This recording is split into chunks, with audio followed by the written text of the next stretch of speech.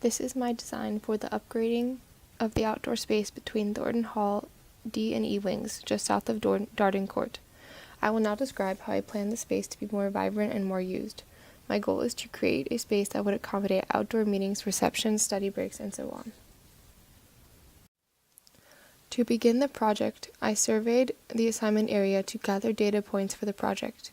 I then imported these points into Civil 3D and created a surface based on the points. I aligned the surface with the Thornton diagram and changed the visual representation of the important points. Using these existing conditions, I then determined where to best place the pad and tent and what would be needed to offset the increase in runoff.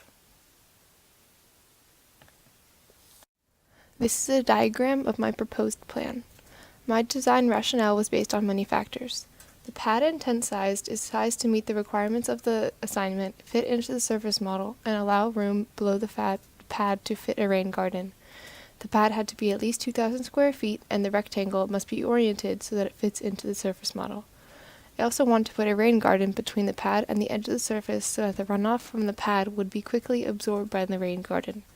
Furthermore, I thought it would be best to place the pad flush against the existing sidewalk so that it is easily accessible and in a flatter part of the surface.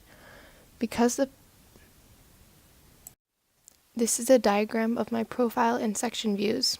Because the pad is even with the sidewalk, our cut and fill design is only fill. While this may be more expensive than having a cut and fill design, it makes it easily accessible and doesn't require extra stairs or paths to reach it, and is also therefore ADA compliant.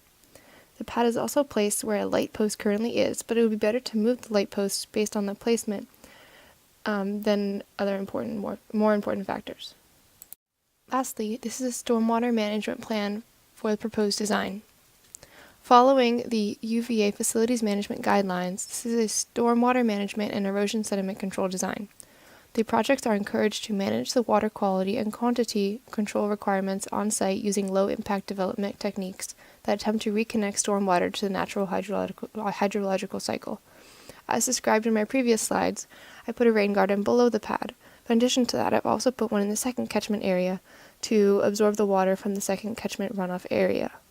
I used the following table in Excel to calculate the Q value, the peak flow rate, before and after the pad is built.